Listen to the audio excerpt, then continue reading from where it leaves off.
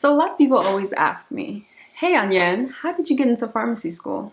Or I want to go to pharmacy school, what do I need to do? So I'm here to answer your questions. But first, let me introduce myself. My name is Anyen and I'm a first year pharmacy student. I just completed my first year going into my second year, and I'm pretty much here to tell you everything that I've learned throughout the process.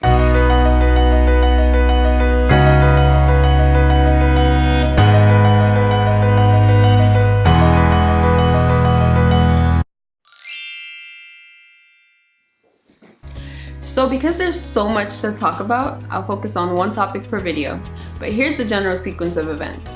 So first you pick a school, then you take those classes, and then you take the PCAT, then you apply, and hopefully you get in, and boom, you're a pharmacy student.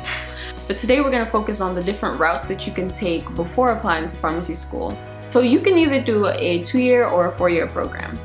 Now, what do I mean by this? So prior to pharmacy school, you have to take certain prerequisites, right? And those prerequisites are pretty much what are needed to take the PCAT, as well as what's needed to apply to school. Now, in order to do those prereqs, you can do them either through the associate's degree route, which is basically a 2-year program, or you can do that by getting a bachelor's degree, which is a 4-year program. Now, there's disadvantages and advantages to both.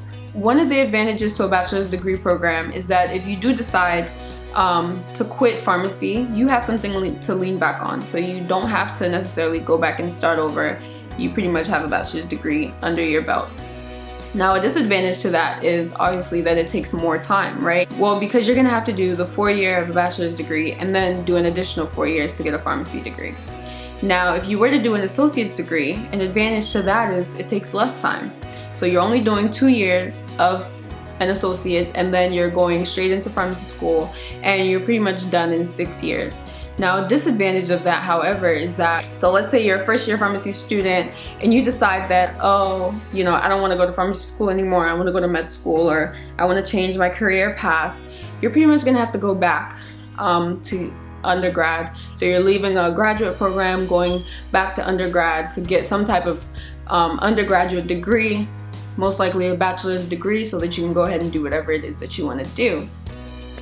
So once you've decided whether or not you want to do an associate's degree or a bachelor's degree, now you have to decide on whether or not you want to do a major or just take the prerequisites. So I personally think that if pharmacy is something that you're sure you want to do, then just go ahead and do the associate's degree route. No need to take the extra time.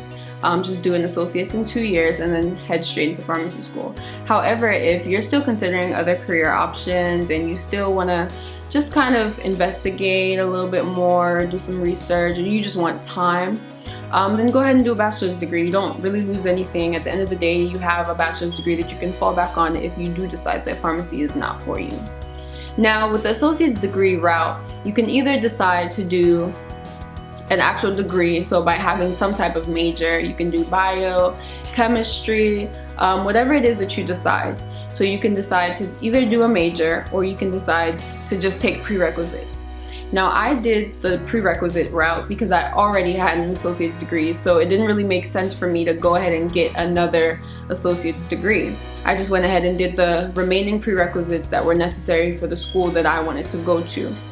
Now, if you're somebody that does not already have an associate's degree like me, and you're considering whether or not you should do the associate's degree or just take the prerequisites, well, I would say that if you do decide that you want to do a degree, just make sure that your degree covers most of the prerequisites that are necessary, because it doesn't really make much sense otherwise to go ahead and do a degree and still get out of school and then still have to take a whole lot of prerequisites for school.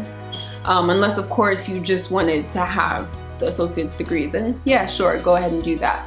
But I would say that whatever degree you're choosing, make sure it covers most of your prerequisites. And whatever degree you choose, there's generally a set list of prerequisites that are necessary and similar in most schools. So you're always gonna need your general bio, your general chemistry, your organic chemistry, your microbio, your anatomy and physiology, your economics.